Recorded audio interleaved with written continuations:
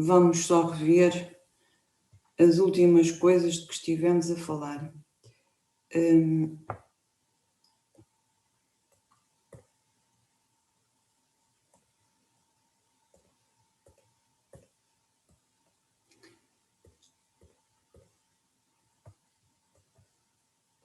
Ora bem, então, a última coisa que nós tínhamos estado a ver foi o que é que era uma relação de equivalência. Dizemos várias coisas sobre relações de equivalência. Portanto, vimos que uma relação de equivalência é uma relação que é três coisas, que é reflexiva, simétrica e transitiva. E estas três propriedades fazem com que, quando nós pegamos no conjunto onde ela está a acontecer e pensamos naqueles subconjuntos que às vezes escrevemos assim, né? Vamos supor que eu tenho um X do conjunto e agora usamos esta notação para representar todos os Y pertencentes, digamos, ao X, o X é onde estão a acontecer as coisas, tal que o Y está relacionado com o X. Portanto, isto é uma classe de equivalência, o que se chama uma classe de equivalência. E o que nós vimos foi que quando nós temos uma relação de equivalência, o nosso conjunto X, se eu tiver aqui, digamos assim, o meu conjunto X,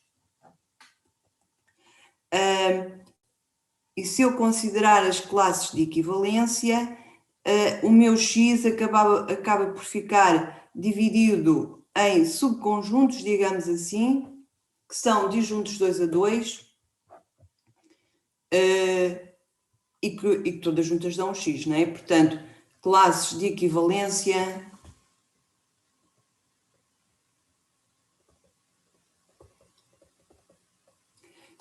dão uma partição que chamamos uma partição de X. Portanto, a minha relação está no conjunto X e as classes de equivalência dão uma partição. E exemplos disso que nós vimos, vou aqui voltar atrás. Um exemplo que vimos foi, por exemplo, este. Vamos supor que eu tenho nos números inteiros, tenho esta relação, o X está relacionado com Y, se X menos Y é par. É fácil de ver que dois números vão estar relacionados se ambos forem pares, porque então a sua diferença dá um número par, ou se ambos forem ímpares, porque se eles forem ambos ímpares, a diferença também dá um número par. Também é fácil de ver, e nós já falamos nisto, é fácil de ver que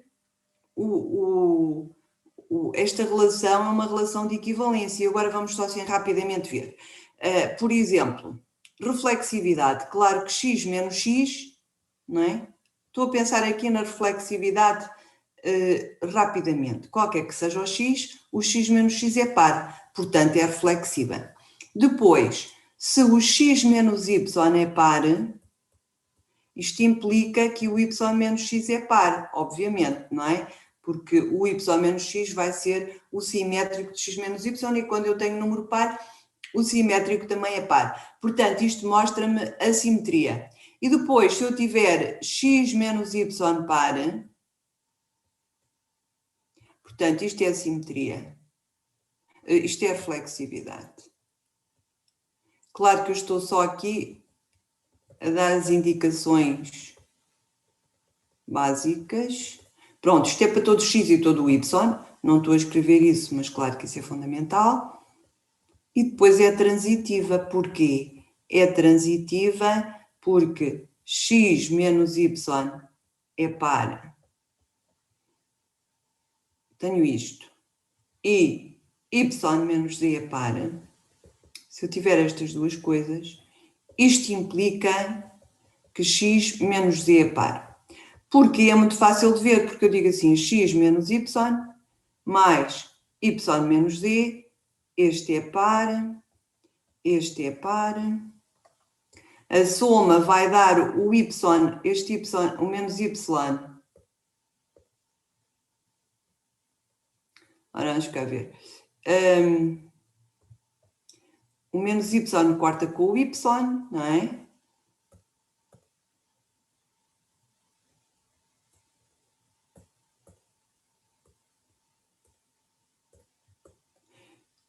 O menos y corta com o y.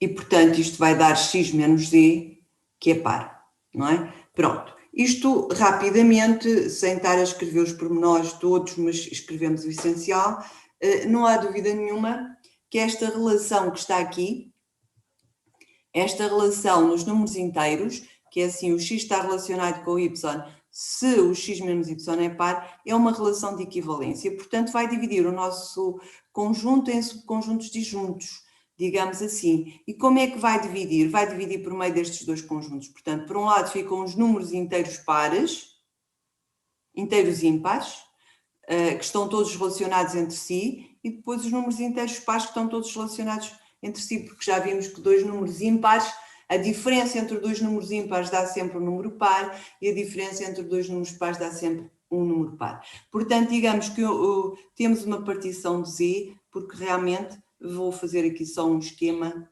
vamos supor que este é o z, digamos que eu posso dividir isto em números ímpares e números pares. Portanto, subdividi em dois conjuntos disjuntos, cuja união dá o z todo. Portanto, estas são as duas classes de equivalência. Portanto, aqui só temos estas duas classes de equivalência, mas cada classe de equivalência agrupa elementos que estão todos relacionados uns com os outros. Não é? É isto que acontece nas relações de equivalência. Conseguir fazer uma coisa destas só é possível se a minha relação for reflexiva, simétrica e transitiva. Se não for assim, já não consigo, porque ali há alguma coisa que falha, porque assim já não vou ter aqueles subconjuntos disjuntos 2 a 2, etc. Portanto, falha. Portanto, só as relações de equivalência que nos permitem fazer isto. Ora bem, e pronto, de modo geral, temos o nosso conjunto X subdividido nas classes de equivalência. Por exemplo, vamos ver aqui um outro exemplo. Se eu tiver no conjunto dos números inteiros, outra vez, a relação A está relacionado com B, se só se o módulo de A é igual a módulo de B, não é? Portanto, o que é que acontece? Quando eu pego num número inteiro qualquer e vou calcular a classe de equivalência de A, o que é a classe de equivalência de A? Eu conjunto todos os números que estão relacionados com A. Ora, quais são os números que estão relacionados com A? É o A e o menos A, porque são, não é? Portanto, com o mesmo módulo só há dois números, se for o 0 até só há um. Com o mesmo módulo só há dois números, que é o próprio A e o seu simétrico. Portanto, a classe de equivalência aqui só tem dois, não é? Totalmente diferente do que acontecia lá em cima, naquele exemplo que vimos, em que cada classe de equivalência aqui tinha uma infinidade deles. Portanto, cada classe de equivalência só vai ter dois, de maneira que o nosso Z, claro que o Z é infinito, não posso representá-lo todo aqui, mas digamos eu tenho Z e vou ter aqui, por exemplo, uma classe de equivalência que é o menos 2 com o 2, vou ter outra classe de equivalência que é o menos 1 com o 1, vou ter uma classe de equivalência que é o 0 sozinho, etc. Não é? Etc. Não posso escrevê-las todas que são infinitas. Ora bem, portanto, isto é que são as classes de equivalência de uma relação de equivalência. E depois também é verdade que se me derem as classes de equivalência de uma relação de equivalência, eu automaticamente conheço a relação, porque digo, os dois elementos estão relacionados só se estiverem dentro do mesmo subconjunto que faz aquela partição, não é? Pronto.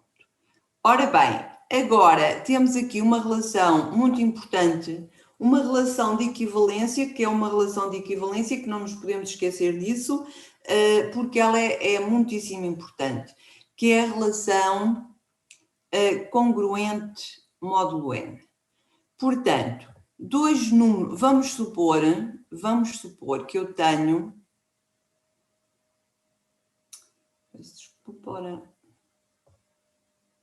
portanto, vamos supor, ora, só um bocadinho.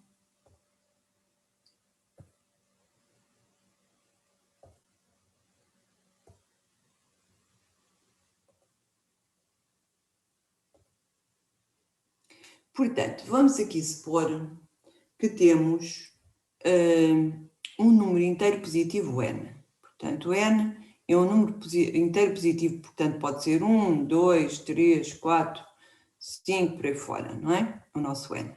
Depois temos dois números inteiros, a e b. Portanto, são inteiros, podem ser positivos, negativos ou zero. Eu digo que eles são congruentes módulo n, escreve-se assim desta maneira, quando a menos b é múltiplo de n. Mas isto é equivalente a dizer outra coisa. Eles são congruentes módulo n, portanto, dizer que a menos b é múltiplo de n, isto é equivalente a dizer que o resto da divisão de A por N é igual ao resto da divisão de B por N. Portanto, divididos por N dão o mesmo resto, ok? Portanto, eu se for dividir o A por N, tenho aqui não sei qualquer coisa, mas tenho aqui R. Ora...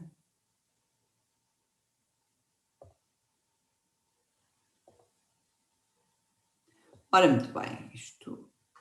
E tem aqui também um quociente e tem aqui o mesmo R, não é? Portanto, estes R's são iguais. Dizer que o A é congruente com B módulo N é dizer que aqueles N's são iguais. Isso é que significa ser congruente módulo N. Ora bem, esta relação é realmente uma relação de equivalência, mas nós vamos ver e vamos ver aqui mais qualquer coisa.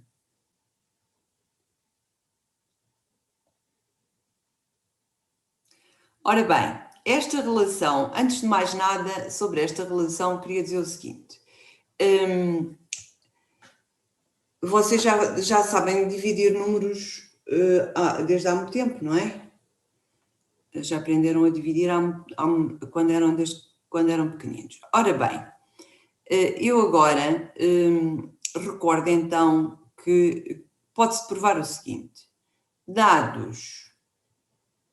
Agora, vocês no início aprenderam a dividir só números positivos, mas na verdade, dados z pertencente aos números inteiros, vamos supor que eu tenho um z pertencente aos números inteiros, e n pertencente aos inteiros positivos, portanto, n é igual a 1, 2, etc., existem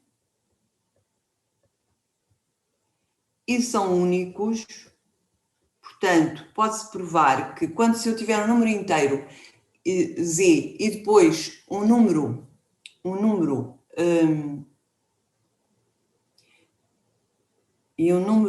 inteiro positivo, então existem e são únicos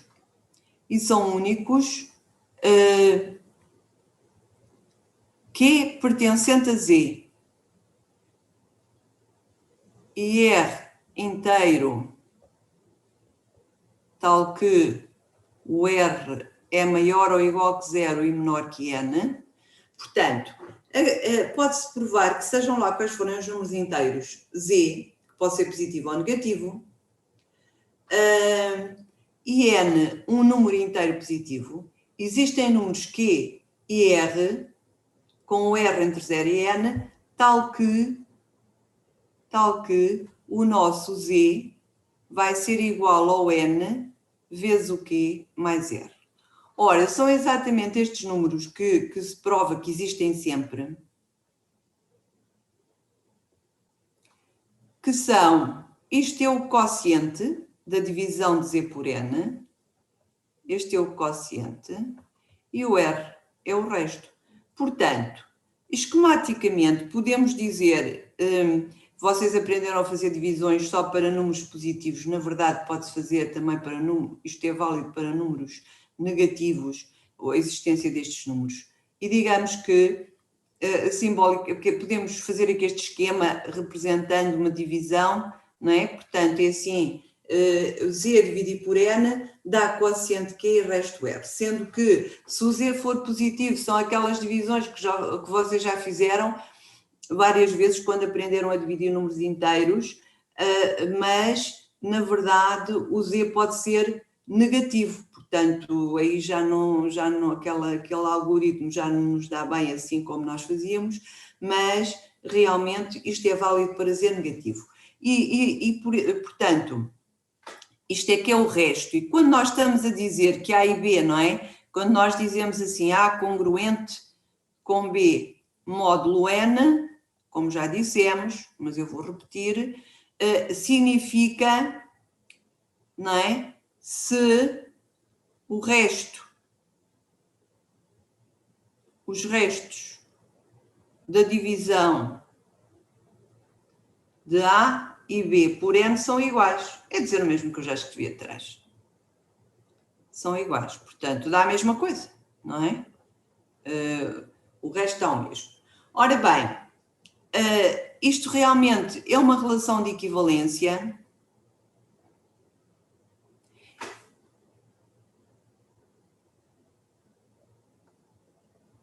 Portanto, é reflexiva, simétrica e transitiva. E o que vai acontecer, pronto, é fácil de ver também porque já vimos atrás que ser congruente módulo N é a mesma coisa que A menos B ser múltiplo de N, não é? Já vimos isso. E agora queria pôr aqui um exemplo para vermos o que é que acontece quando o Z é negativo. Por exemplo, se eu tiver aqui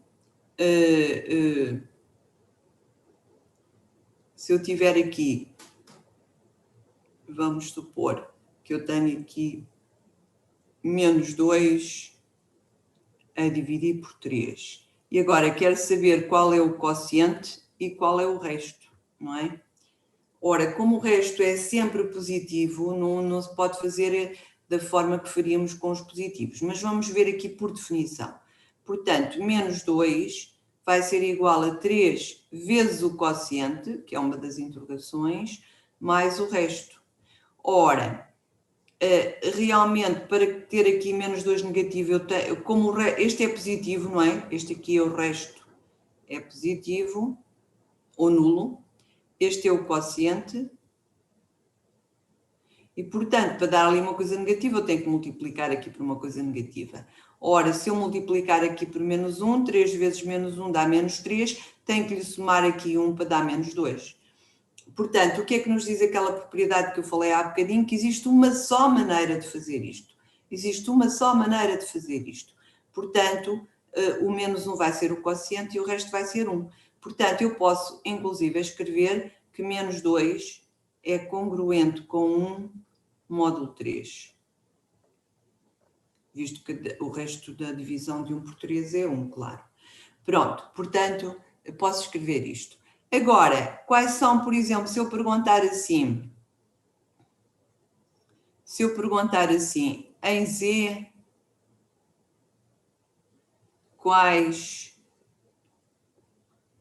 as classes de equivalência da relação congruência módulo 3. Bem, o que é que eu tenho de fazer? Eu tenho de ver eu tenho de ver, por exemplo, quando eu tenho aqui o 0, quais são as classes de equivalência do 0? Vão ser todos os números que divididos por 3 dão resto zero. Portanto, vão ser todos os múltiplos de 3, vão ser, como estou nos números inteiros, vai ser menos 6, menos 3, 0, 3, 6, 9, etc. Todos os múltiplos de 3. Estes são os números que divididos por 3 dão resto zero. Quais são os números que divididos por 3 dão resto 1? Ora, eu vou começar por pôr aqui os da direita, vai ser o 1, o 4 a dividir por 3 dá resto 1, dividam lá, não é? Porque fica 4 dividido por 3 dá 1, os 3 é 3 para 3, 1, não é? Portanto, depois é o 7, depois é, e vocês se repararem, eu consigo obter todos os números que divididos por 3 dão resto 1, começando no 1, somando-lhe 3, olhem, 1 e 3, 4, 4 e 3, 7, 7 e 3, 10, 10 e 3, 13, por aí fora. Portanto, se eu começar no 1, cujo resto da divisão por 3 é 1, e se for somando 3, vou obtendo todos os números que divididos por 3 dão resto 1. E para trás a mesma coisa, portanto, se eu agora andar 3 para trás, portanto, menos 3 é menos 2, menos 5, menos 8, menos 11, estes vão ser todos os números que divididos por 3 dão resto 1. E vamos ver aqui, por exemplo, o menos 11. Por exemplo, o menos 11.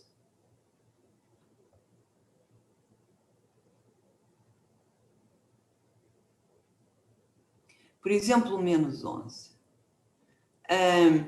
Ele vai ser igual a 3 vezes qualquer coisa mais o resto. Ora, eu tenho que pôr aqui um número negativo que multiplicado por 3 dê em valor absoluto maior que 11, que é para depois o compensar com aquela parte positiva. Portanto, 3 vezes 4, 12, vou pôr aqui menos 4. Ora, fica 3 vezes menos 4, 12, mais 1, menos 11. Lá está. Portanto, isto é o quociente e este é o resto. Lá está, o menos 1 a dividir por 3, o menos 11 a dividir por 3 dá resto 1. Mas se fizermos assim como eu fiz aqui, portanto, partir do 1 e somar 3 para a direita e portanto, andar 3 em 3 também para a esquerda, obtemos todos os inteiros cuja divisão por 3 dá resto 1. E finalmente, a outra classe de equivalência são todos os que dão resto 2. Eu vou fazer na mesma, se eu aqui puser 2, o 2 dividido por 3 dá resto 2, e agora se eu somar 3 fica 5, 5 e 3, 8, 8 e 3, 11, por aí fora, todos estes vão ver que dão resto 3, e agora ando para trás, 2 menos 3 menos 1, agora menos 3 menos 4, menos 7, menos 10, menos, pronto, por aí fora, está bem? Portanto, estas são as 3 classes de equivalência da congruência módulo 3, portanto, isto divide os números inteiros em 3 subconjuntos disjuntos 2 a 2. Ora, muito bem, então estivemos a falar ainda das relações de equivalência e agora vamos ver aqui um outro tipo de relações muito importante, que são as relações de ordem parcial. Portanto, vamos ver aqui a definição para já.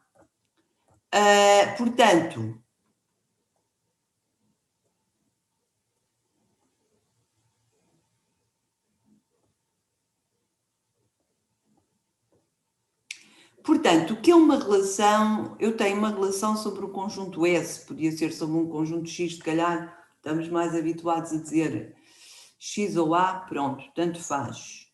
Se calhar vou pôr aqui, vamos supor que é um conjunto X qualquer, não é? Pode ser S, não faz mal, mas pronto, pode ser S.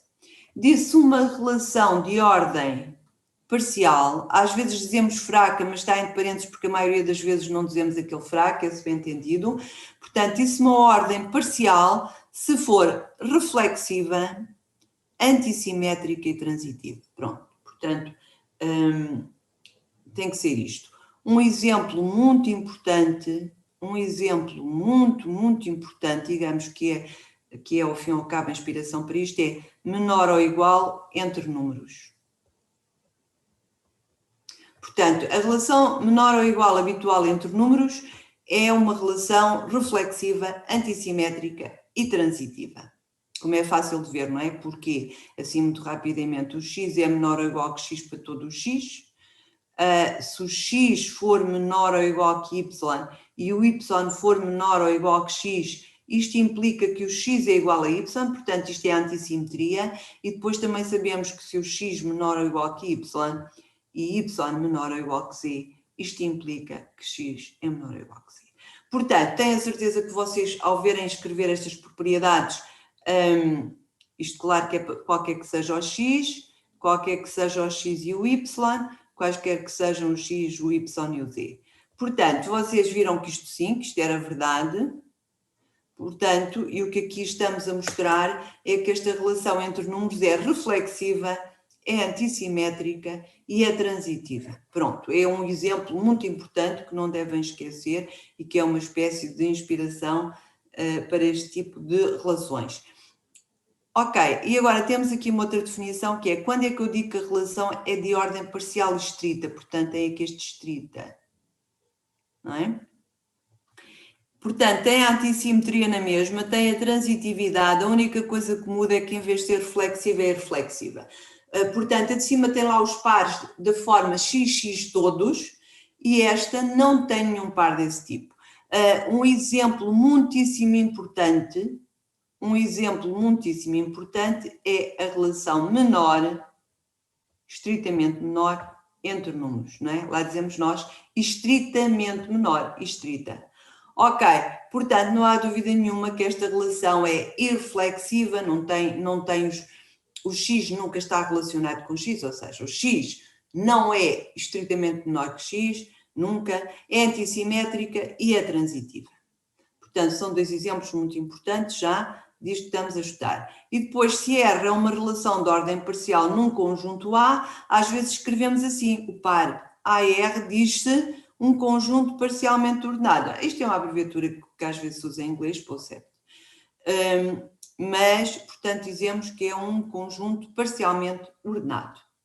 Ora bem, então já sabemos o que é que são ordens parciais e ordens parciais estritas.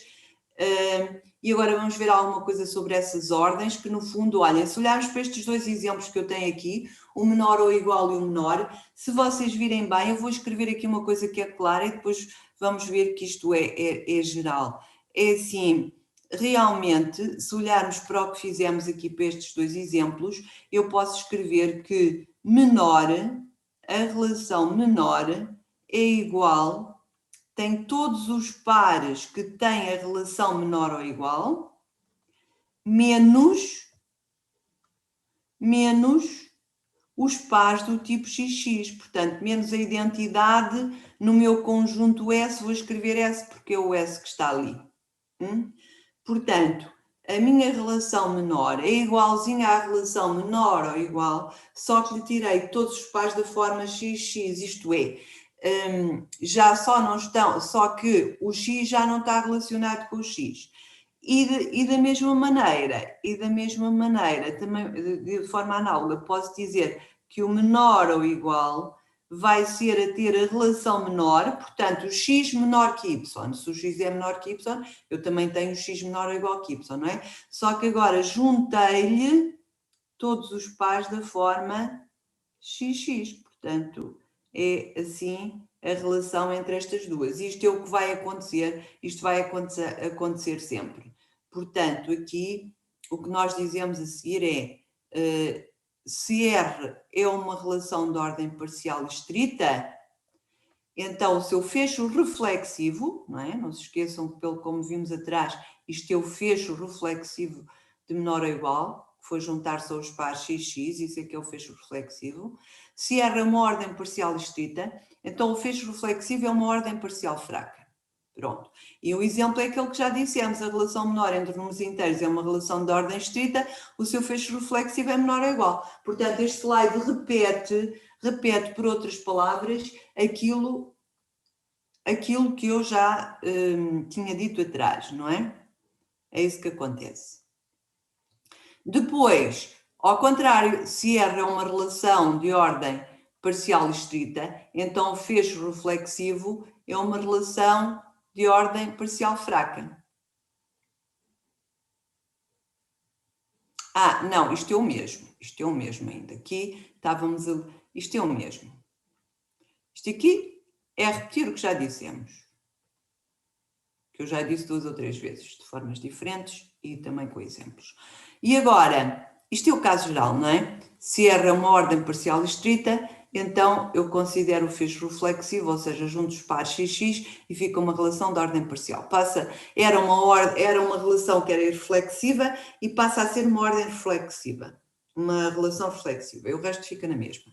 E depois, ao contrário, se R é uma ordem parcial em A, portanto parcial fraca, quando não digo nada é fraca, então quando eu lhe tiro os pares XX, isto são os pares XX, é uma ordem parcial estrita. Pronto, passa a ser uma ordem parcial estrita. Portanto, ao tirar os pares XX, passou a ser uma ordem irreflexiva, claro. Passou a ser uma relação irreflexiva. Pronto, portanto, tenho isto. E agora vamos ver aqui também uma definição muito importante. É assim, vamos supor que eu tenho uma ordem parcial R no conjunto A. R é uma ordem parcial. Mas vamos supor que ela tem uma propriedade adicional. Há uma propriedade adicional que é esta. Vamos supor que quaisquer que sejam os x e o y pertencentes a A, eu tenho sempre que x está relacionado com o y ou o y com x. Neste caso eu digo que tenho uma ordem total ou ordem linear e este par constituído por A e pela relação, isso é um conjunto totalmente, já não é só parcialmente, é também totalmente ordenado ou cadeia, está bem? Portanto, isto é que é uma relação de ordem total. Exemplos, vamos ver aqui alguns exemplos, para vermos melhor o que é uma relação de ordem total. Um exemplo muito conhecido é o dos números, por exemplo. Um exercício que vocês fizeram várias vezes na vossa vida foi fazer o seguinte.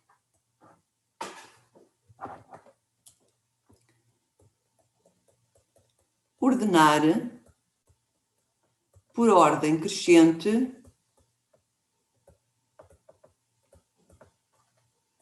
os números. Por exemplo, raiz 2, por aqui esta anotação de ponto, 1.4, 1.5, por exemplo, isto, não é? Ordenar estes números por ordem crescente. Ora, nós não temos qualquer dúvida, portanto, raiz 2 nós sabemos que é 1,4 mais umas tantas coisas, e então sabemos que isto é 1.4, é menor ou igual que o raiz 2, até é menor, não é? Até é menor, mas pronto, vou pôr assim. Este é menor que 1.5. Porquê é que nós podemos fazer isto? Nós podemos fazer isto, pode fazer-se, porque é que isto se pode fazer? Pode-se fazer-se porque dados quaisquer quaisquer números reais, portanto, eu tenho um x e o y pertencente a R, são quaisquer. Dados quaisquer números reais, tem-se sempre, nós sabemos que isto é verdade, que o x é menor ou igual que y, ou o y menor ou igual que x. Portanto, ou seja, menor ou igual é uma ordem total. Isto quer dizer que é uma ordem total, portanto, quaisquer que sejam o x e o y que nós temos no conjunto em que estamos, sabemos que o primeiro está relacionado com o segundo ou o segundo com o primeiro. Portanto, isto é que é uma relação de ordem total, como está aqui na definição, está bem? Uma ordem parcial diz total se quaisquer que sejam o x e o y no meu conjunto, o x está relacionado com o y ou o y com o x. Portanto, um exemplo são realmente os números reais com menor ou igual. Portanto, isso é que significa ser total. Ora bem, vamos agora continuar. Isto é um pouco do que já dissemos atrás. De qualquer modo, em relação a este símbolo, diz aqui, seja menor ou igual, vou ler assim, uma ordem parcial em A. Vou só fazer aqui uma observação que é a seguinte, que é importante, que justifica um pouco algumas notações que nos vão aparecer. Quando denotamos ordens parciais,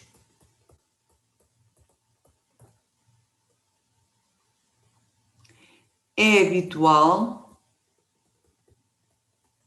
usar símbolos da forma. Portanto, muitas vezes, em vez de escrevermos R, como é habitual para relações, quando estamos a falar de ordens parciais, usamos símbolos como menor ou igual, ou então assim arredondamos como ali está a ser feito, porque faz lembrar o menor ou igual, ou às vezes pomos assim uma coisa parecida. Portanto, todos estes símbolos se usam muitas vezes para relações de ordem parcial, porque eles lembram-nos imediatamente que estamos a falar de ordens parciais.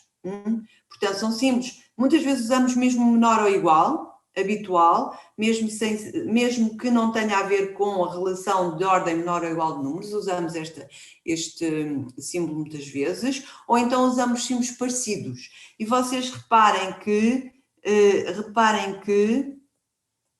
a relação, e cá está um caso bem conhecido em que o símbolo também é parecido, a relação estar contido entre conjuntos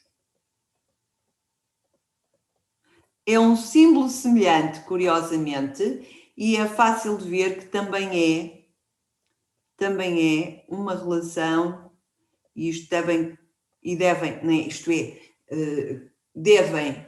compreender e ao mesmo tempo ir memorizando que o menor ou igual entre números é uma relação de ordem parcial, o estar contido entre conjuntos é uma relação de ordem parcial, há coisas que são importantes, exemplos que são muito importantes, que devemos reter. Uns aparecem só ali pontualmente, mas há outros que são realmente importantes. Este é realmente importante. A relação estar contida entre conjuntos é uma relação de ordem parcial. E, curiosamente, usa-se o símbolo estar contido, que é semelhante ao menor ou igual para os números e àqueles. Portanto, não é por acaso. Ora bem, e de maneira que agora neste slide dizemos que vamos supor então que isto aqui denota uma relação de ordem parcial, este símbolo, num conjunto A, e então isto já é um bocadinho repetido, a primeira parte é estar a repetir o que dissemos lá atrás, mas vamos lá. Portanto, isto aqui denota então, mas tem a ver com a notação, Quando usamos esta notação para a ordem parcial, depois costumamos usar esta para a ordem parcial estrita, isto é a ordem parcial que tínhamos, tirando os pares XX. Pronto, é uma notação que é habitual usar. E que é igual à que usamos para os números menor ou igual. E é igual à que já usávamos aqui para a relação estar contido de conjuntos, em que tiramos aquele igual quando o estar contido é estrito. Depois temos também outras notações, que é quando nós consideramos a relação inversa, isto aqui, não se esqueçam que a relação inversa pegamos nos pares da relação e invertemos, Portanto, quando nós temos uma relação parcial, de ordem parcial, denotamos a inversa assim com este símbolo virado ao contrário. Portanto, viramos-lo ao contrário. E a mesma coisa aqui. Isto é o que se faz, por exemplo, isto é como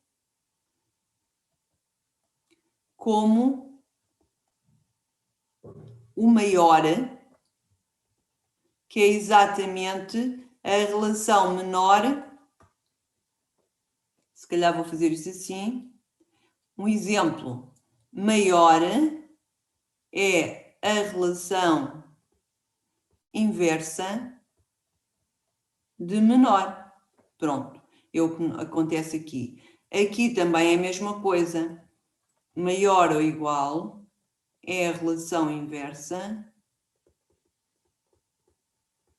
de menor ou igual. Portanto, é mais ou menos o que nós estamos à espera. Usamos estes símbolos.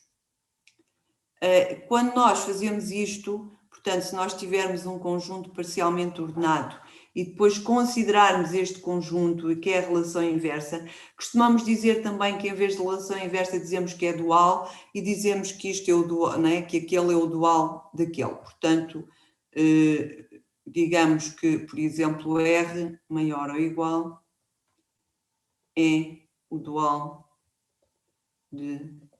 Usamos às vezes esta terminologia.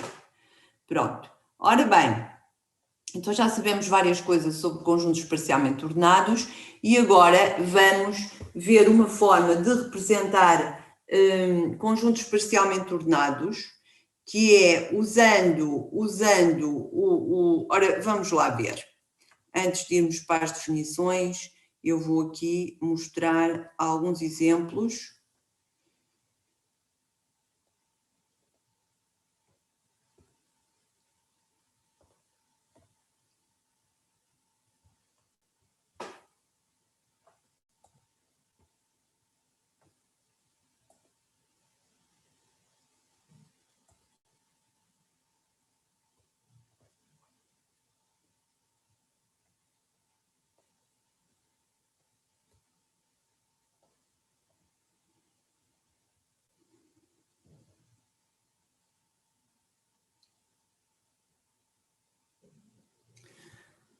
Ora, muito bem.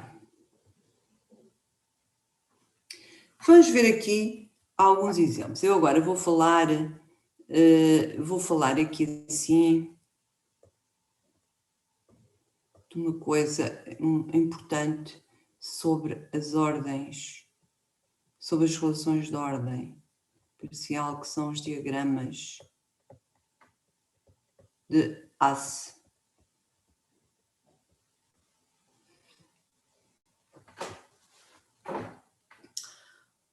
Ora, muito bem. Vamos ver aqui um exemplo. Vamos supor que nós temos o conjunto, por exemplo, temos... Eu vou pôr exemplos e depois já vamos para a definição. Depois já vamos para a definição geral. Portanto, eu vou pôr aqui um exemplo que é assim, vou pôr aqui, por exemplo, o 2, o 3, o 5, o 7,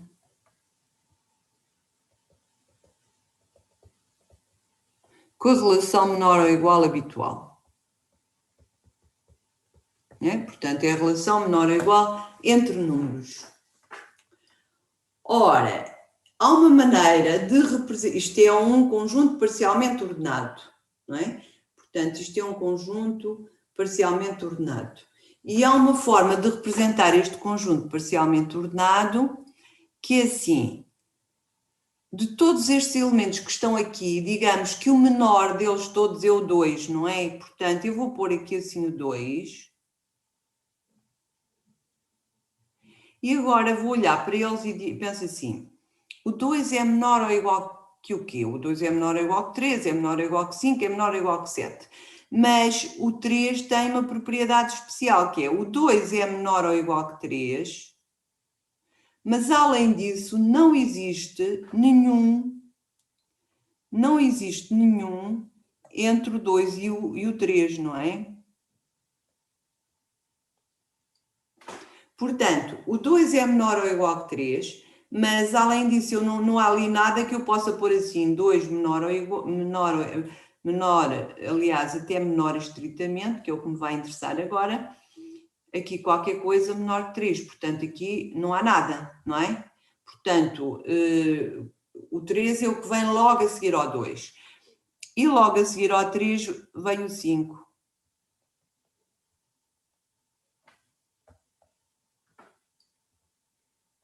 E logo a seguir ao 5 vem o 7.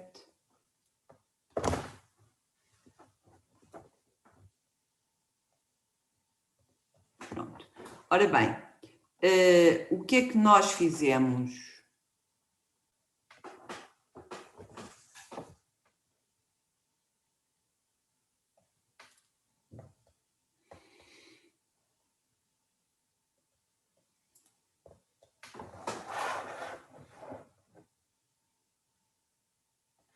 O que é que nós fizemos? Ligamos aqueles que vêm imediatamente a seguir, de tal maneira que quando eu tenho um relacionado com o outro, o primeiro fica sempre abaixo, num nível abaixo. Ora bem, claro que aqui obtivemos um diagrama que ainda, além do mais, é uma cadeia, não é? Isto é uma cadeia. Mas porquê que obtivemos assim tipo uma cadeia? Porque se trata de um conjunto totalmente ordenado. Pronto, claro que a relação menor ou igual é uma relação de ordem total, como já vimos, isto é um conjunto totalmente ordenado e, portanto, ficou uma cadeia, mas a ideia é esta, eu ponho lá os elementos do conjunto e agora, quando está um relacionado com o outro, eu ponho esse primeiro num nível inferior ao outro, não é? E não pode haver nenhum entre eles. E vamos ver agora um outro exemplo, porque este é muito simples, pode não dar a ideia de tudo o que se passa, mas eu agora vou pôr aqui um outro exemplo também com uma relação que vimos ainda agora, que é, vamos supor que eu tenho, por exemplo, um conjunto de conjuntos, o vazio, por exemplo, depois tenho aqui o A, por exemplo, depois tenho aqui, por exemplo, o B, depois tenho aqui, por exemplo, um AC, e tenho aqui, por exemplo, um BC,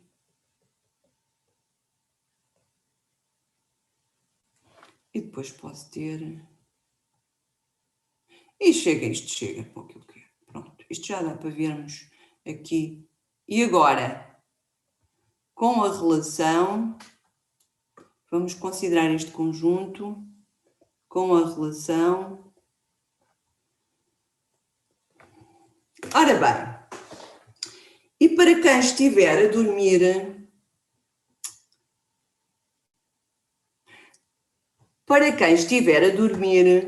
eu aproveito para dizer o seguinte. Desde que começámos esta aula, estivemos a falar de coisas, são sempre coisas importantes, mas vendo bem, estivemos a falar de coisas que se vocês forem, e a dar exemplos, que se vocês forem ver provas de avaliação de anos anteriores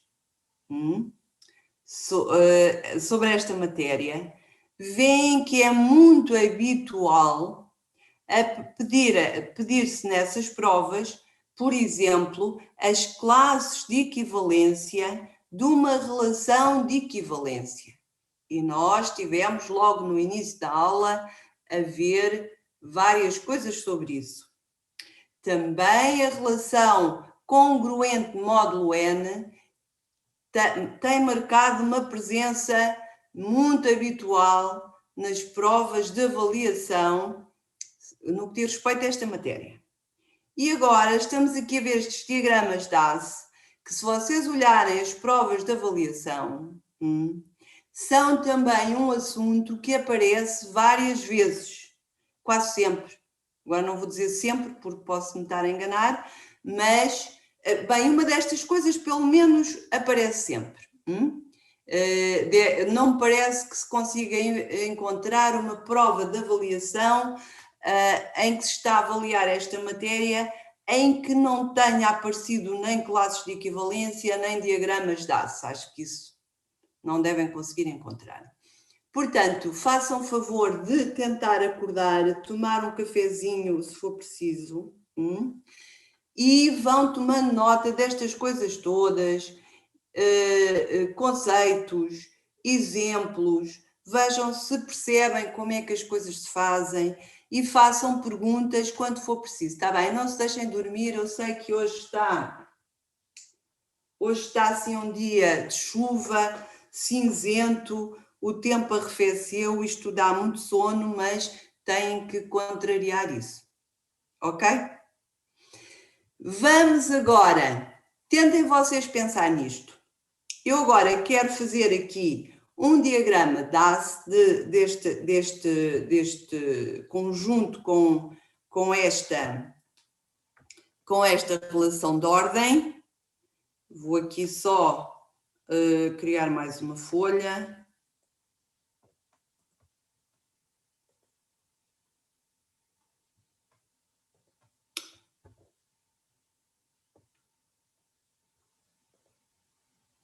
Portanto, nós agora queremos fazer isto.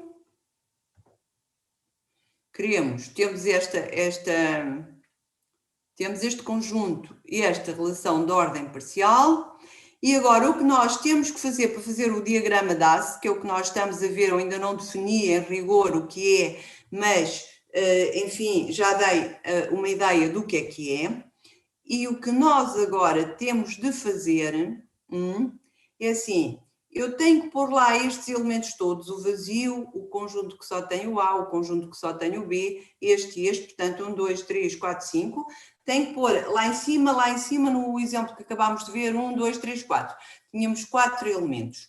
Agora tenho que pôr 5, estes 5, mas claro que aqui, digamos, às vezes pode haver pequenas diferenças, uma pessoa fazer de uma maneira, outra ligeiramente diferente, pela maneira como colocou as coisas, mas há uma coisa que tem de ser cumprida, que é assim, e o que é que tem de ser cumprido? Quando eu tenho um elemento relacionado com outro, o primeiro tem que estar num nível mais baixo do que o segundo. É uma das coisas. 900. E depois,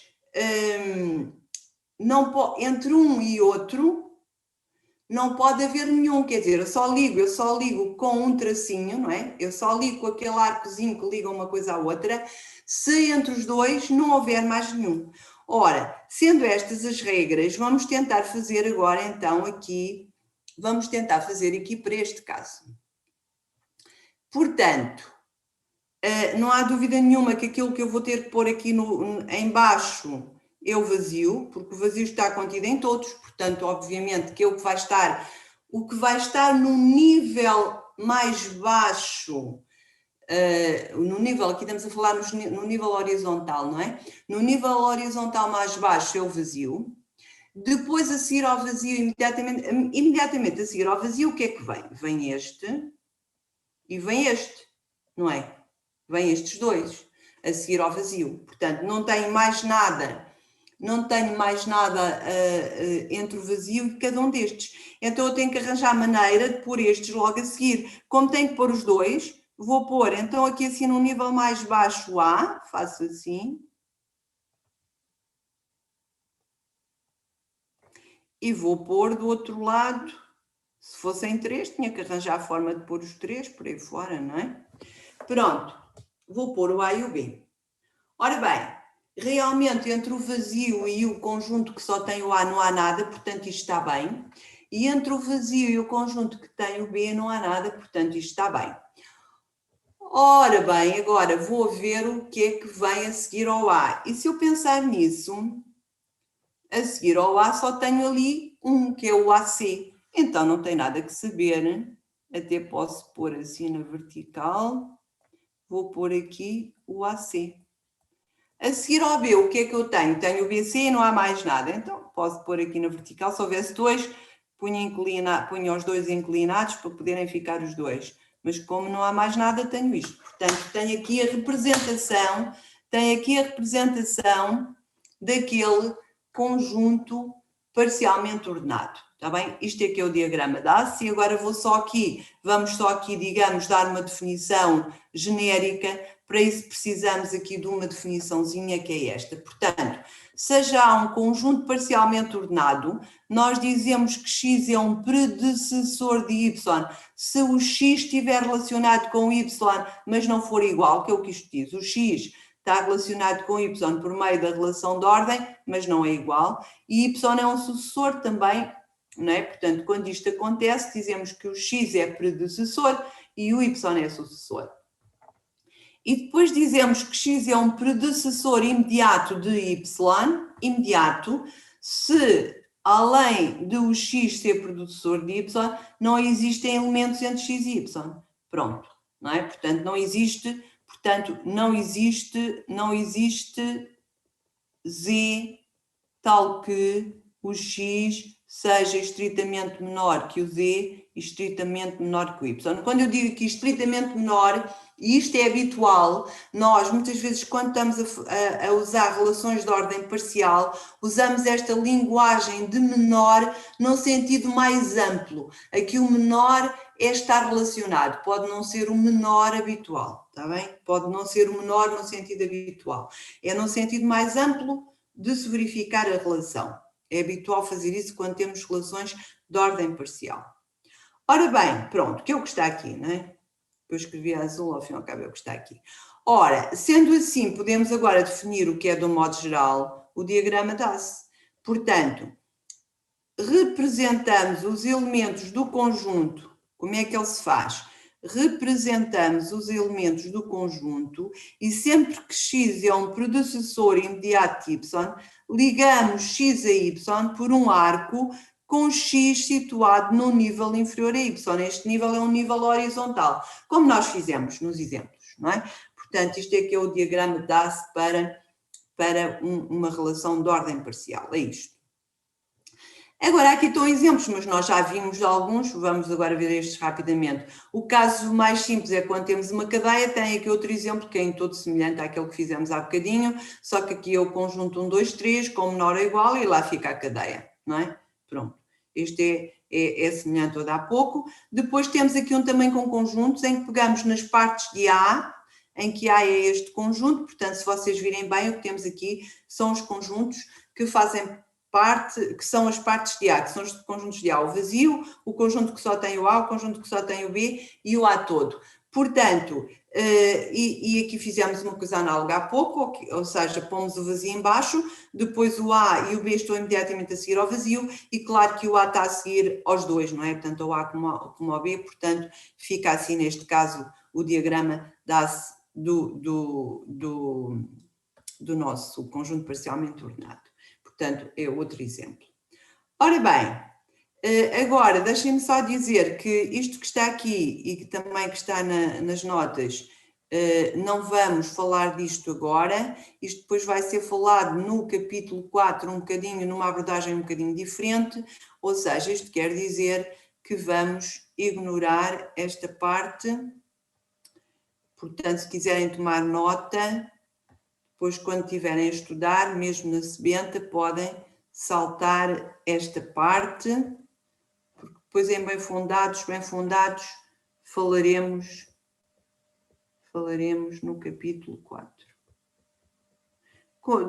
Numa abordagem um bocadinho diferente.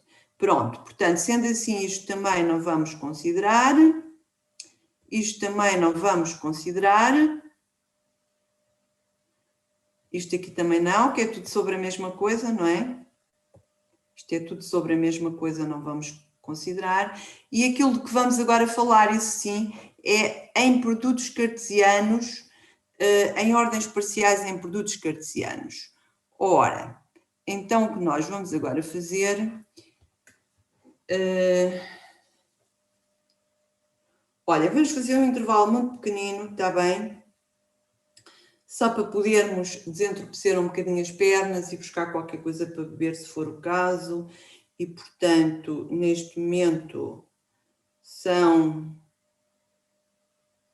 Ora bem, neste momento são 10h04, vamos começar às 10h07, está bem? 3 minutinhos para dar uma voltinha, para desentorpecer as pernas, que não devemos estar demasiado tempo sempre parados, e para ir, pronto, eu vou aproveitar para ir buscar um café. Pronto, até já.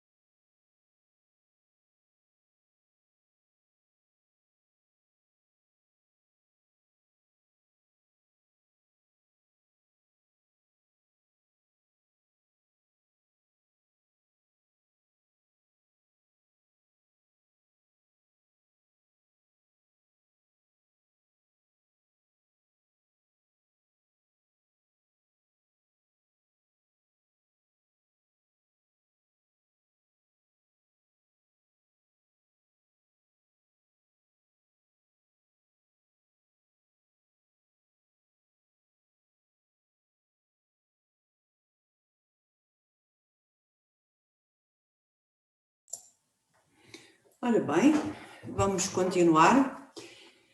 Ora, nós agora vamos falar de ordens parciais em produtos cartesianos.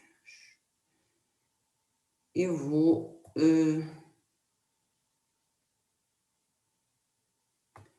apresentar um exemplo, uns exemplos.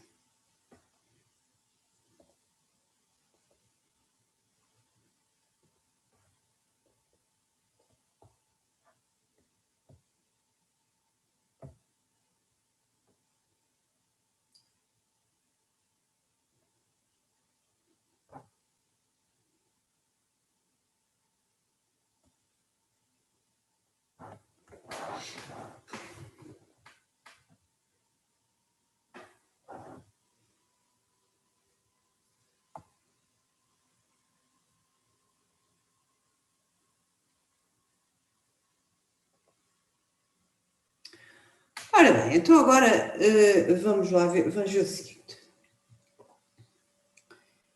Vamos supor que eu estou nos números naturais.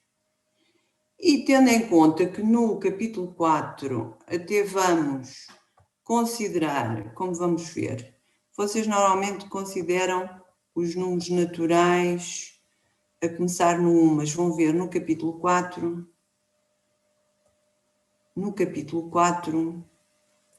vamos considerar os números naturais a começar no 0. E eu já vou pô-lo aqui assim, com 0. Pronto, só para dizermos, pronto, vamos supor que os nossos números naturais vão ser estes, como serão no capítulo 4. E agora é evidente que eu sei que tem uma relação de ordem que é menor ou igual, não é? Portanto, eu tenho o meu n com menor ou igual, é um conjunto, é aquilo que se chama um conjunto parcialmente ordenado. Tem uma relação de ordem parcial.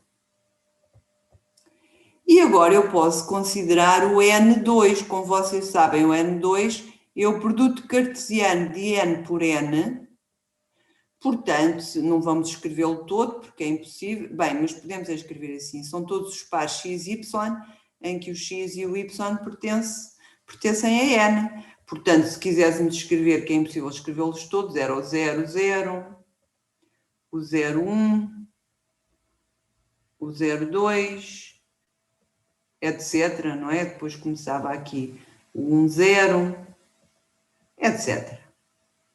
Claro, são infinitos, não se podem escrever todos. Mas agora podemos pensar assim, vamos supor que eu quero arranjar uma ordem dentro do N2 à custa da ordem que eu tenho no N. E assim, muitas das vezes parecem-nos estas definições e estas coisas, mas elas são muito naturais, quer dizer, elas são aquilo que nós mais ou menos estamos à espera que sejam. E de maneira que eu, antes de dizer como é que se faz, vou-vos perguntar a vocês como é que fariam. Por exemplo, vamos supor que eu tenho aqui um par, por exemplo, 2, 1. E agora, quero que isto seja, e agora este menor ou igual é o menor ou igual que eu estou a inventar neste momento, não é? Porque eu ainda nunca disse em lado nenhum o que é que significa o menor ou igual neste contexto. Mas eu quero agora, este menor ou igual eu quero agora estabelecer uma relação de ordem entre pares e tenho que escolher uma maneira de o fazer. E quero fazer à custa da relação de ordem que existe entre os números, não é? Esta que está aqui, que existe entre os números. Eu aqui sei muito bem dizer qual é que é menor ou igual do que qual, não é? Ora bem, o que é que vos parece mais ou menos, isto ainda, claro, eu não defini ainda o que é o menor ou igual ali, mas o que é que vos parece que faria sentido pôr aqui um par que fizesse sentido pôr ali menor ou igual? O que é que vos parece que poderia ser? Eu queria agora sugestões. Eu queria sugestões agora. Ora, o Rafael Matos está cá? Rafael, então, uma sugestão para pôr ali. O Rafael Matos está? Estamos mal. O Miguel está cá? Sim, estou. Ora bem, então o Miguel vai-me tentar dizer aqui assim um par aqui, não é? Que faça sentido, depois vai-me explicar porque é que acha que faz sentido. Pronto, isto estamos ainda só aqui a experimentar. Tal que 2, 1 seja menor ou igual que esse par. O que é que poria ali? 0, 0. Não, mas quero que este primeiro seja menor ou igual do que este segundo.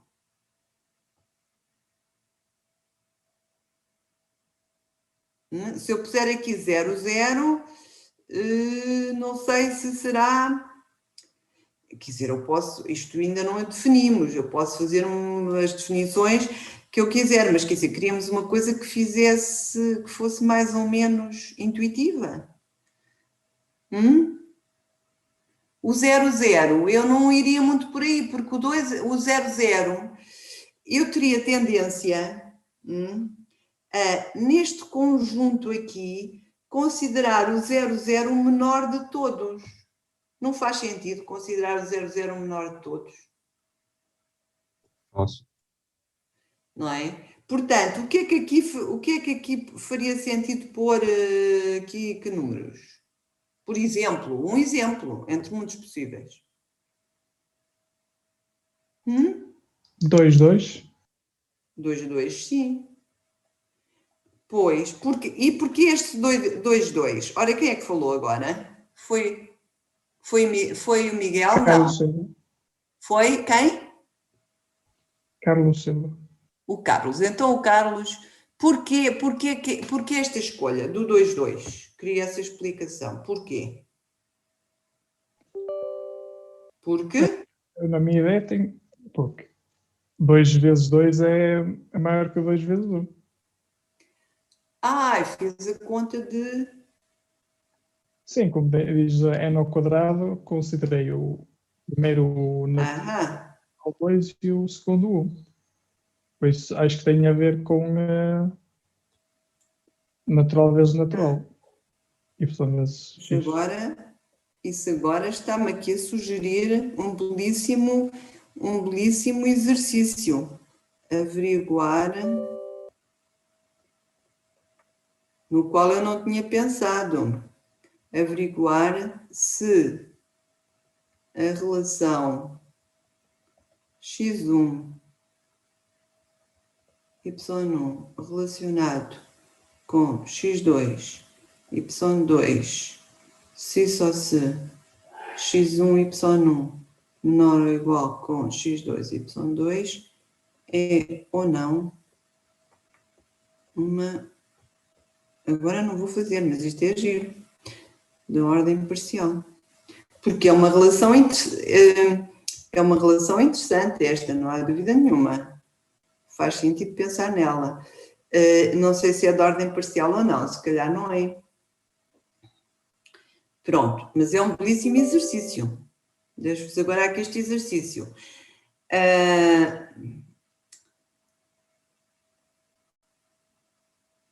Por exemplo, é reflexiva,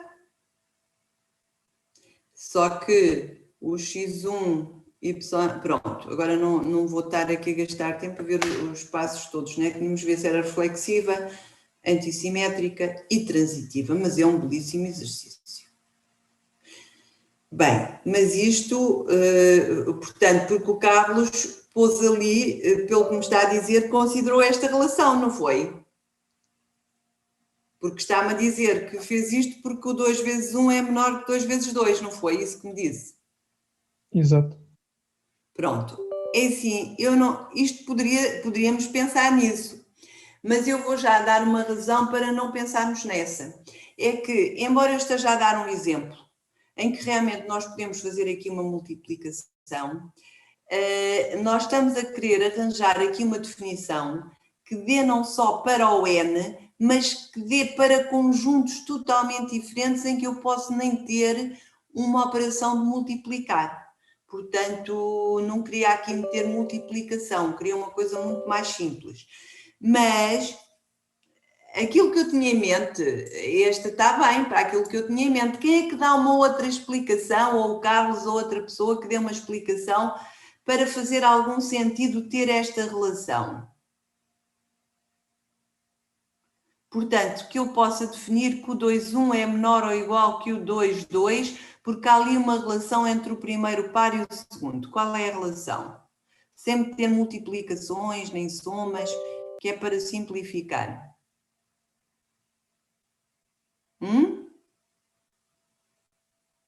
Há aqui uma relação óbvia que tem a ver com a relação menor ou igual dos números naturais. Qual é? Oi, eu acho que estão mesmo um bocadinho... estão O assim, primeiro um bocadinho... elemento é igual ao o 2 e depois o 2 é maior que 1. Pronto, e do modo geral, é verdade, e do modo geral o que nós temos aqui é que a primeira coordenada do primeiro é menor ou igual do que a primeira coordenada do segundo e a segunda coordenada é, não é? Isto verifica-se coordenada a coordenada, não é isso? Portanto, se eu olhar só para as coordenadas, vejo que o 2 é menor ou igual do que 2 e o 1 é menor ou igual do que 2. Portanto, poderia também pôr aqui assim, um 5 menor ou igual do que 2, 7. Porque este 1 é menor ou igual que 2 e o 5 é menor ou igual que 7. Portanto, isto é uma forma bastante natural de definir uma relação de ordem no produto cartesiano que não envolve coisas que são só especiais dos números naturais, como, por exemplo, multiplicar ou outras coisas. E portanto, que eu posso depois aplicar noutros conjuntos totalmente diferentes. Realmente, isto que nós aqui fizemos é uma forma de definir uma relação de ordem num produto cartesiano quando já temos conjuntos parcialmente ordenados.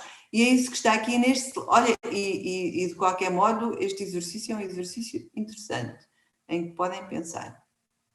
Mas que agora não vamos fazer. É meu palpite, mas olhem que eu não sei qual é a resposta, é preciso mesmo fazer. O meu palpite à primeira vista é que a resposta é não, mas não tenho a certeza. É muito interessante fazer isto e ver se dá relação de ordem parcial ou não. Portanto, reflexiva é fácil de ver. Se é antissimétrica, se é transitiva. Mas transitiva é. Transitiva também é.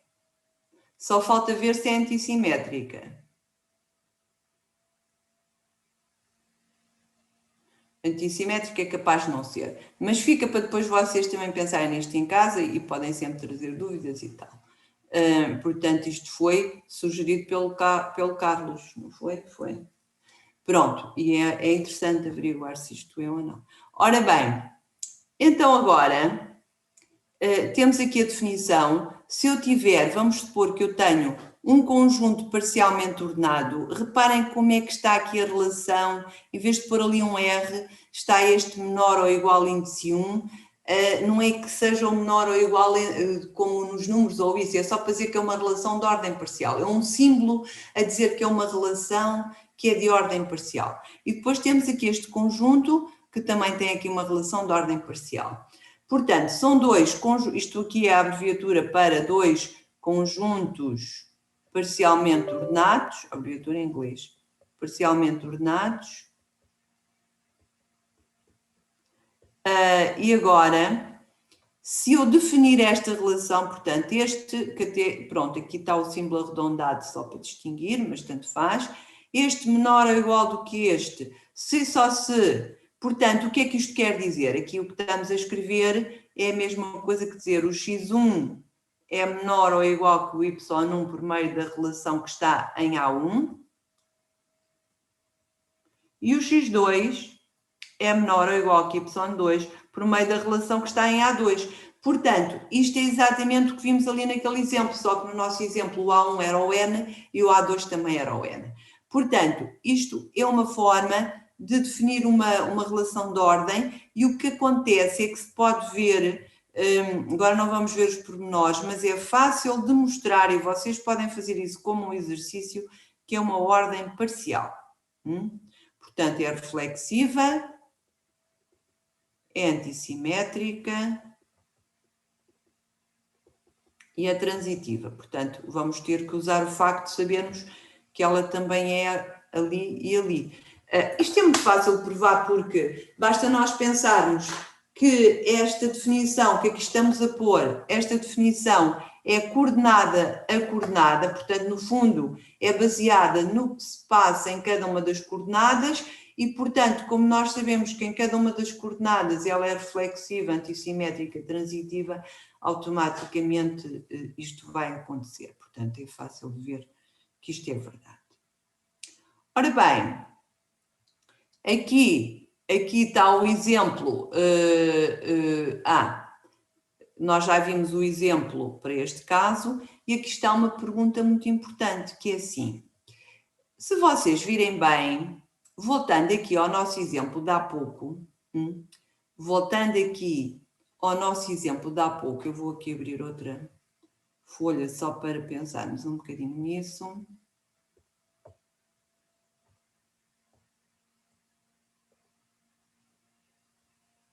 Ora bem, vamos voltar outra vez ao nosso exemplo N2.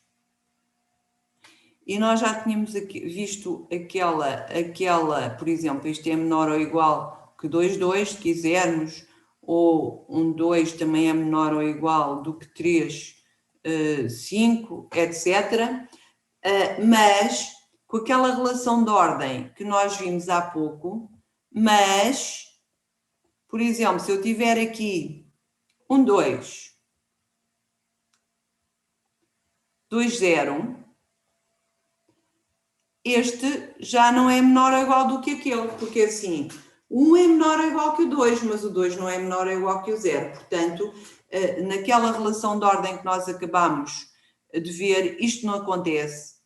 E também não acontece ao contrário, isto é, o 1, 2 não é menor ou igual que o 2, 0, mas o 2, 0 também não é menor ou igual que 1, 2. Não é? Porque o 2 não é menor ou igual que 1. Ou seja, o que é que acontece? Portanto, nós sabemos que o nosso N, com a relação de ordem habitual, é totalmente ordenado. Não se esqueçam que dizer que é totalmente ordenado quer dizer que, dados dois quaisquer números, eu posso sempre compará-los. O primeiro é menor ou igual que o segundo ou vice-versa. Mas N2, com esta relação de ordem, não é totalmente ordenado. Porquê que não é totalmente ordenado? Porque, por exemplo, eu tenho aqui este exemplo. Eu tenho aqui este exemplo do 1, 2 e o 2, 0, em que o primeiro não é menor ou igual que o segundo, mas o segundo também não é menor ou igual que o primeiro, não é?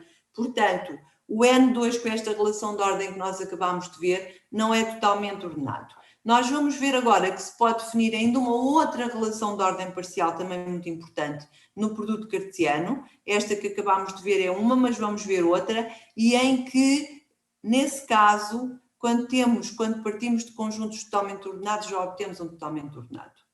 Portanto, no fundo, aqui este slide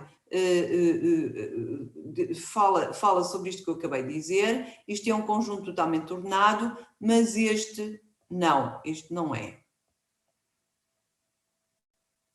Este não é com a ordem que acabámos de ver. Agora, vamos ver uma outra ordem em N2 que o torna totalmente ordenado. Ora, muito bem, é isto que nós agora vamos ver. E esta ordem é chamada a ordem lexicográfica. Está bem? É a ordem lexicográfica. ela está aqui definida, mas antes de olharmos para a definição, eu vou já dar um exemplo. Exemplo. É assim, nesta ordem lexicográfica, o que nós fazemos é assim, eu tenho aqui, por exemplo, 2, 2, 1, 2, 5 e tenho aqui 3, 1.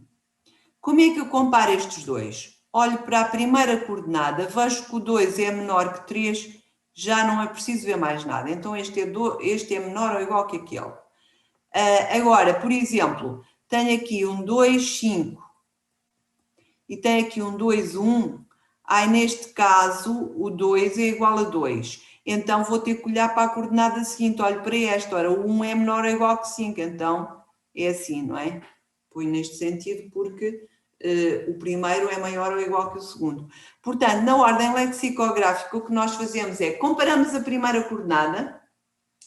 Se não pudermos comparar a primeira porque elas são iguais, passamos à segunda e quando o produto cartesiano é de muitos, continuamos assim sucessivamente. Portanto, isto que aqui se diz, a ordem lexicográfica diz assim, isto é menor ou igual que aquele, se só se o x1 é estritamente menor que o y1, pronto, ou então o x1 é igual a y1 e o x2 é menor ou igual que y2. E está aqui um exemplo de como é que fazemos. Ora, esta ordem lexicográfica pode estender-se em vez de 2 a 3, por exemplo. Por exemplo, se forem 3 conjuntos. Quando é que eu digo que este terno é menor ou igual que este? Eu digo que este terno é menor ou igual que este se o primeiro x1 for menor que o y1. Pronto, x1 menor que y1. Já é menor ou igual. Ou então, se eles forem iguais e o x2 for menor que o y2. Passo então para esta.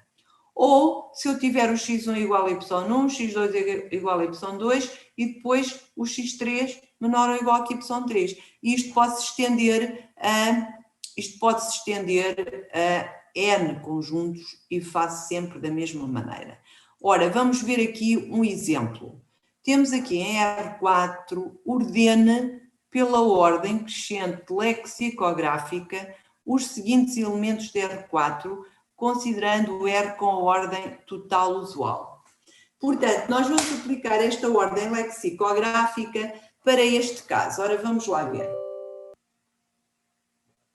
Como é que isto se faz? Isto faz-se assim. Eu vou olhar só para a primeira coordenada. Primeiro, olho só para a primeira coordenada. Olhando só para a primeira coordenada, não há dúvida nenhuma que a primeira coordenada mais pequena está aqui.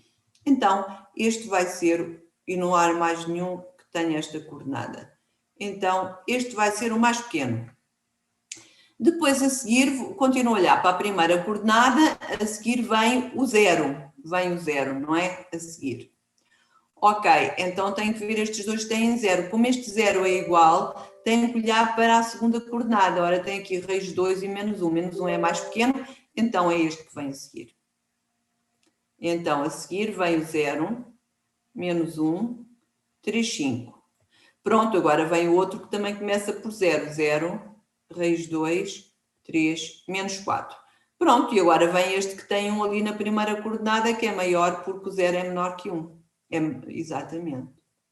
Portanto, é assim que se faz a ordem lexicográfica, volto a repetir, é assim, primeiro vemos se conseguimos comparar por meio da primeira coordenada. Se conseguirmos comparar por meio da primeira coordenada, está feito. Se a primeira coordenada for igual nos dois, então passamos à segunda coordenada e vemos se conseguimos comparar pela segunda coordenada. Se conseguirmos, muito bem. Se não, se também forem iguais as segundas coordenadas, passamos à terceira e assim sucessivamente.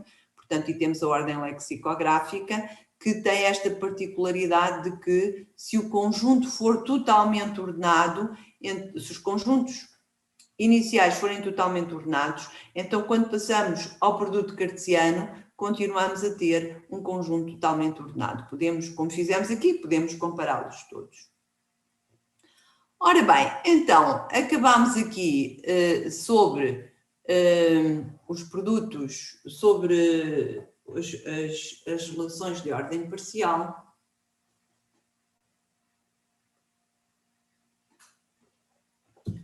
Acabámos aqui sobre as relações de ordem parcial e vamos agora falar de funções, que é a parte final do capítulo. Ora, a palavra funções é uma palavra que vocês conhecem muito bem. Aliás, a palavra função, na matemática também, é o conceito de função, é o conceito de aplicação e que às vezes também se diz transformação. Portanto, vocês usaram na análise, usaram muitas vezes a palavra função, a palavra aplicação na álgebra, que é a álgebra chamada linear, pronto. Na álgebra, né? Na nossa cadeira de álgebra, e às vezes também se usava transformação na cadeira de álgebra. Ora bem, eu quero dizer que em termos matemáticos isto é tudo a mesma coisa. Claro que nós sabemos que, por exemplo, na análise vocês estão interessados, por exemplo, em funções contínuas, saber se as funções têm derivada, saber se são integráveis, uma série de coisas, não é? Que têm a ver com a análise. E estudam as funções reais de variável real, pronto. O objeto de estudo na análise são as funções reais de variável ou de várias variáveis reais. Na álgebra, o interesse já é totalmente diferente. As aplicações são funções, na mesma, mas já não são o que nos interessa, são aplicações ou funções entre espaços vetoriais, e nomeadamente interessam-nos aquelas que são lineares, que preservam as operações que estão nos espaços vetoriais. Agora, nós aqui vamos estudar funções, o conceito mais básico de função. Portanto, nós aqui não nos interessa agora as outras particularidades, se é contínuo, se é etc. Vamos estudar o conceito vamos só estudar o conceito de função. E vamos ver que uma função não é mais do que uma relação. É uma relação com determinadas propriedades. Portanto, o que nós aqui vamos ver agora,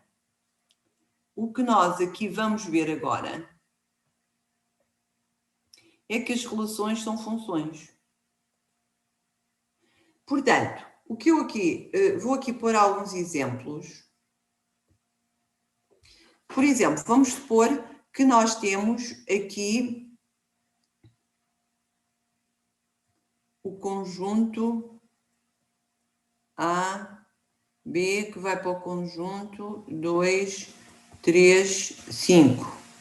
E que eu tenho o A está relacionado com o 2, o B está relacionado com o 2. É uma relação, pronto. É uma relação que eu vou chamar S.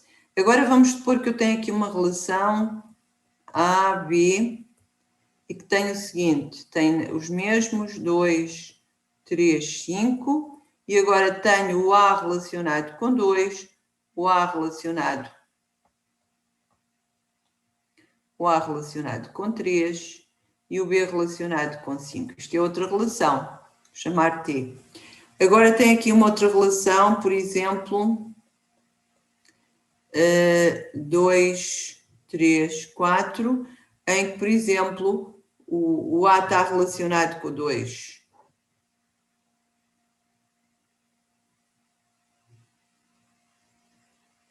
E chega. Vou chamar o. Ora bem, vamos usar aqui uma terminologia que nos vai dar jeito e depois já vamos falar nestas. Dizemos, portanto, dada uma relação R do conjunto X para um conjunto Y e X Y pertencente ao conjunto cartesiano, ao produto cartesiano X vezes Y, dizemos que Y é uma imagem de X, que isto vai nos dar jeito, se X XY pertence a R.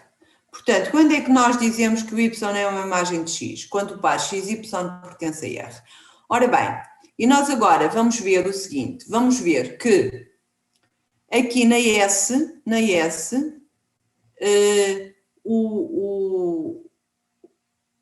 o A tem uma imagem, que é o 2, e o B tem a mesma imagem. Por exemplo, na T, o A tem a imagem 2 e também tem a imagem 3. E o B tem só a imagem 5.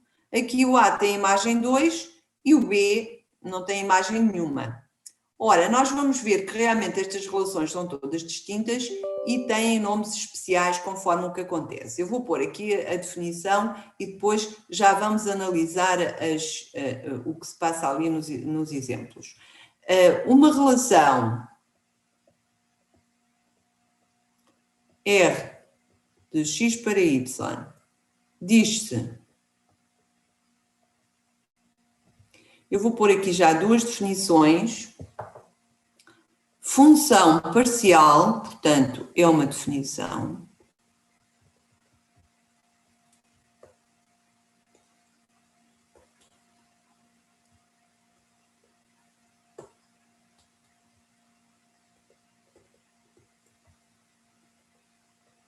Diz função parcial se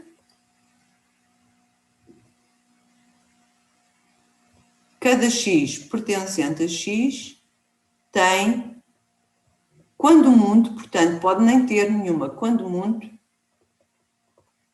uma imagem. Portanto, isto quer dizer que cada x tem uma imagem ou nenhuma. E depois, eu digo que é uma função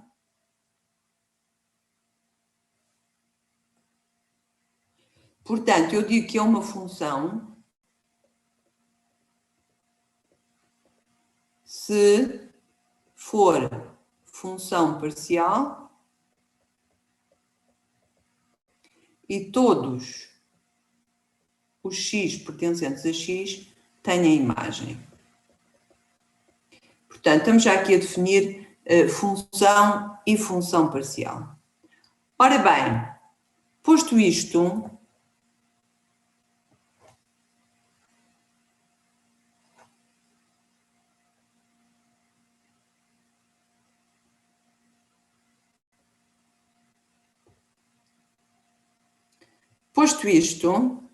temos o seguinte, se vocês olharem para estes exemplos que estão aqui, S é ou não uma função, ou uma função parcial. O que é que vos parece? Portanto, eu recordo que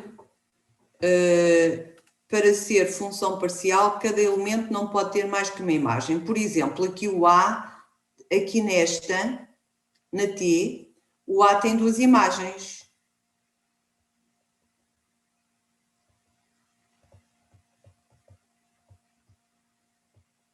Logo, não é função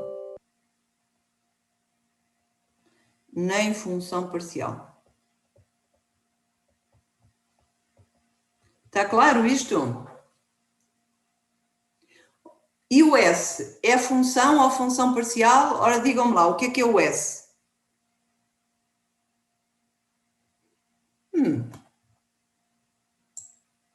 Digam-me lá uma coisa.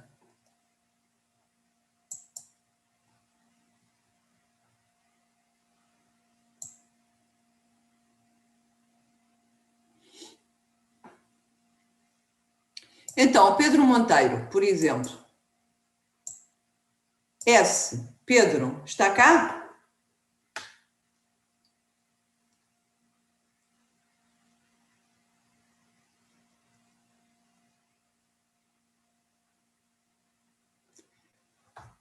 Então, ninguém me sabe dizer se o S... Olhem, no S, A tem quantas imagens?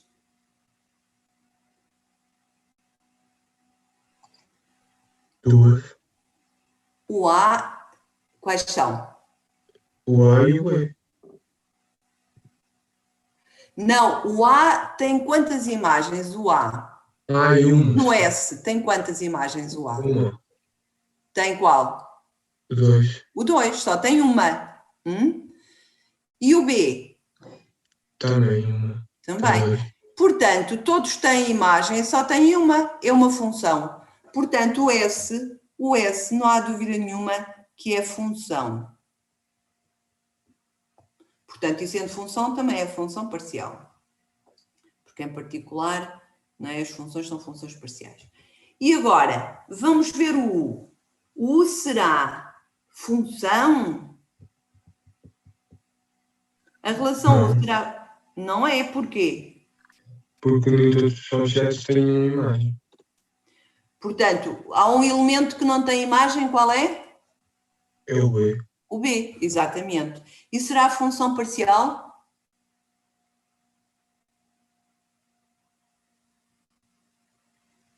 Não é função, isso é um parcial. facto. Portanto, eu agora...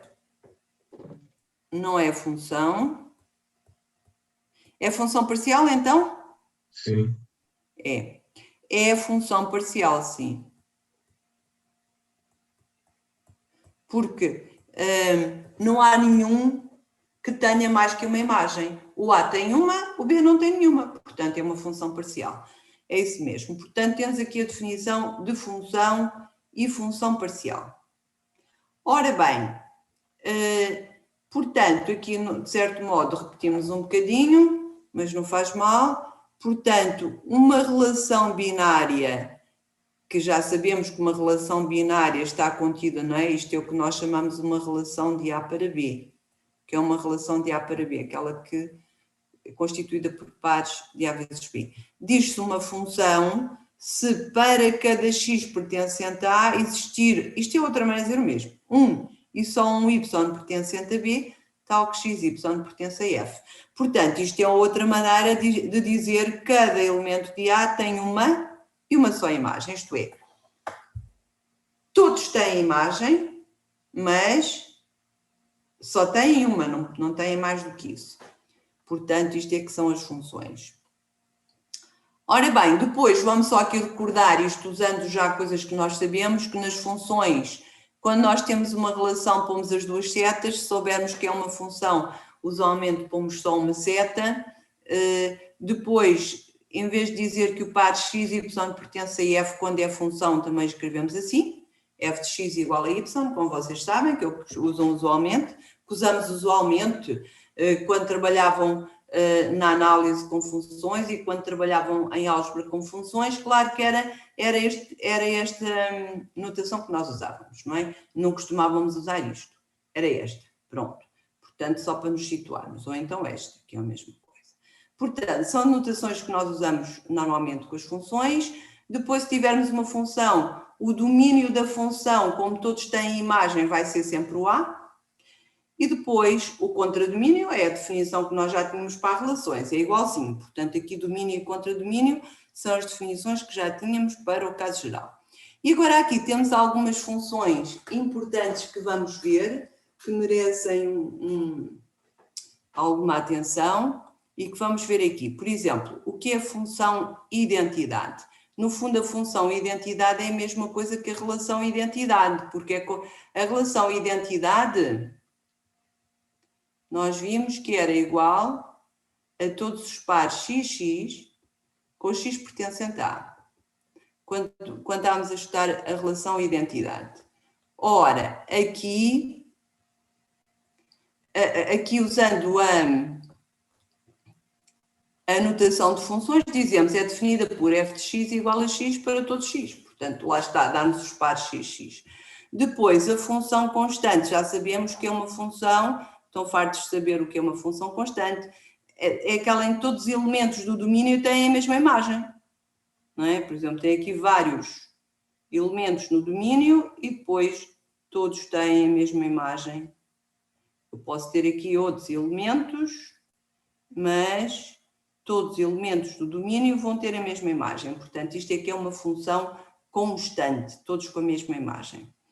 E vamos aqui falar de uma função também especial que às vezes é importante, em algumas situações, ter em conta, que é a função característica. Ora, o que é a característica de um número? A característica de um número real x é o maior número inteiro que é menor ou igual a x. E usamos esta notação que já usámos atrás para uma coisa totalmente diferente, mas como são circunstâncias totalmente diferentes, não vai haver confusão. Por exemplo, aqui o menos 3 meios. Se eu pegar na reta real, tem aqui o 0, tem aqui o menos 1, tem aqui o menos 2 e tem aqui o menos 3 meios. Ora, qual é o maior número inteiro que é menor ou igual que menos 3 meios? É o menos 2. Portanto, é o maior número inteiro que ou é o próprio número ou é o maior inteiro que é menor do que esse número. Portanto, é o menos 2. Por exemplo, o menos 0,24. Portanto, cá temos na mesma o 0, tem aqui o menos 1, tem aqui o 1 e o menos 0,24 fica alguns aqui em algum sítio. Pronto. Ora, qual é o maior inteiro que é menor ou igual que menos 0,24? É o menos 1. É o que fica logo atrás do menos 0,24. Portanto, é o menos 1. E depois estes são mais fáceis de ver, os positivos, não é? Portanto, eu tenho aqui o 0, tenho aqui o 2 e tenho aqui o 2,5. E claro que o maior inteiro menor ou igual que 2,5 é o 2. Portanto, isto é que é a função característica e até podemos fazer até, como isto é uma função real de variável real, podemos fazer o gráfico desta função. Portanto, vamos fazer aqui, vamos considerar um sistema de eixos.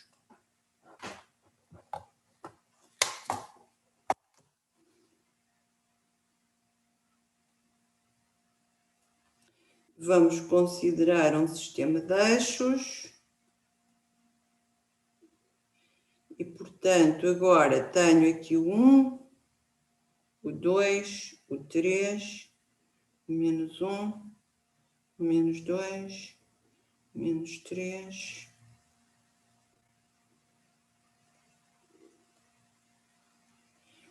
E agora, o que é que nós vamos fazer? Agora, por exemplo, relativamente a estes números todos que estão aqui assim, claro que o maior inteiro que está atrás deles é o 0, não é? Portanto, vamos ficar aqui com isto. Agora, se eu pegar nos números a seguir, porque é que eu estou ali a escrever? Portanto, aquela parte a ver do gráfico, eu estou aqui a escrever o gráfico, porque realmente para os números que estão entre 1 e 2, o maior inteiro menor ou igual do que eles é o 1, portanto, tirando o 2. E depois, a mesma coisa aqui, o maior inteiro menor ou igual do que os números entre 2 e 3, tirando o 3, é o 2, não é? Por isso é que nós estamos aqui a pôr o 2 e aqui o 1. E aqui continua na mesma. Portanto, nós agora, se pensarmos nos números que estão entre menos 1 e 0, os números que estão entre menos 1 e 0, o maior inteiro que está atrás deles é o menos 1. Portanto, vamos ter aqui, estes números vão ter imagem aqui. E assim sucessivamente. Portanto, fica aqui uma escada que nos dá a função característica. Ora bem, pronto. Isto é realmente o gráfico isto é o gráfico da nossa função característica. Ora bem, então, outras funções importantes. Olhem, temos aqui uma função muito importante, que é a função módulo n. Ora, nós já vimos que, ainda há pouco vimos esta propriedade, dados um número inteiro x e o inteiro positivo n, existem um inteiro y e um natural r, e são únicos, como eu disse, está aqui escrito, tais que o x é igual a isto. E já vimos que este y é o que nós chamamos o quociente. Está escrito em baixo, não é? Está escrito em baixo, y é o quociente e r é o resto. Portanto, podemos fazer aqui um esquema sugestivo. Se eu dividir o x por n, obtenho aqui o quociente y e aqui tenho o resto, não é? Ora bem, é fácil ver que este y é exatamente igual à característica de x a dividir por n. Não admira, não é? Eu divido o x por n e, no fundo, o que é que o y me dá? Quantas vezes, não é? Quantos n's é que estão em x, não é? Eu pego em n, depois mais...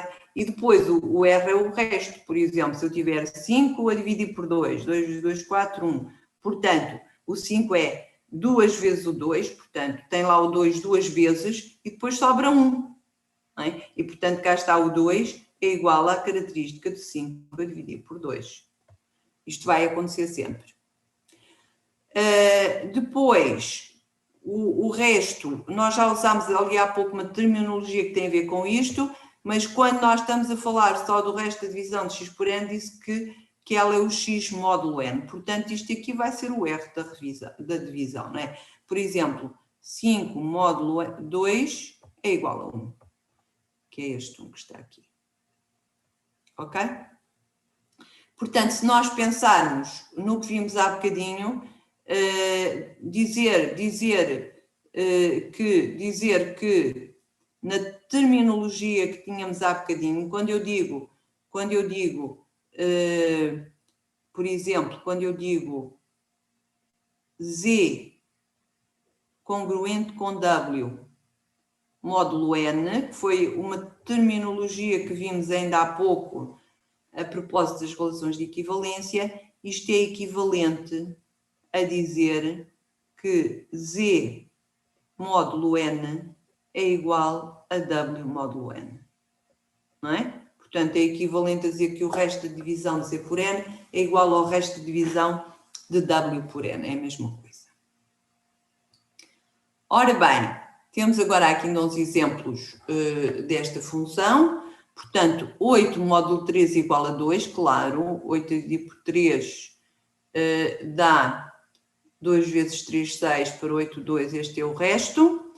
E claro, no fundo nós sabemos que escrevemos assim porque é sugestivo, mas isto quer dizer que eu sei que o 8 é igual a 3 vezes 2 mais 2, portanto cá está, este é o quociente e este é o resto.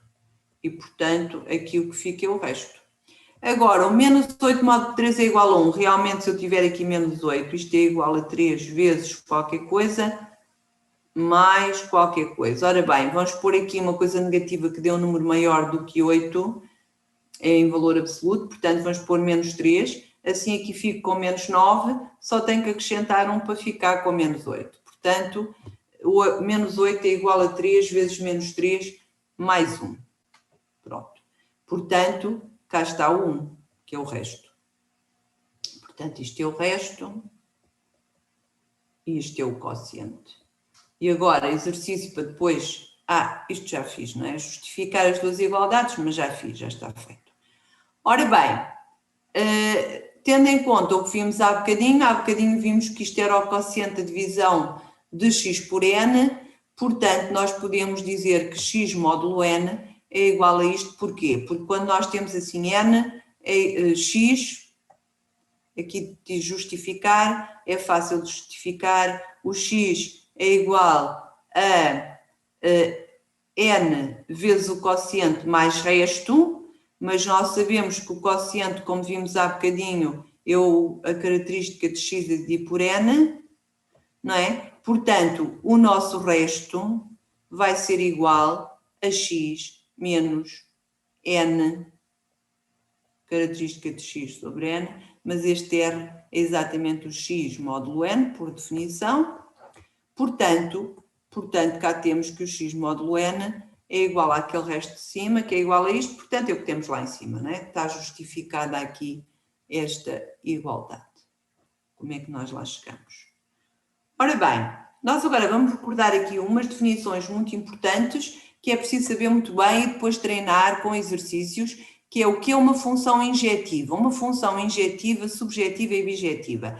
Ela é injetiva se dois elementos distintos têm imagens diferentes também, portanto, se o f de x for igual a f de x' é porque o x é igual a x'. Depois é subjetiva se eu vou escrever isto aqui, portanto, isto que está aqui, o ser subjetiva, é a mesma coisa que dizer que o contradomínio de f é igual ao b todo, não é? E depois é bijetiva, se for injetiva e subjetiva. Pronto.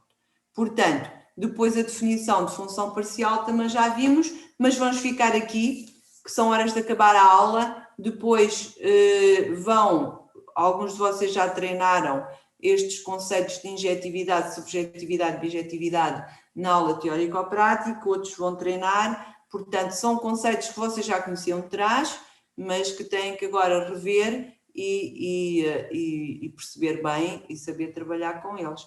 Vamos acabar então aqui, está bem? Boa semana para vocês. Até à próxima.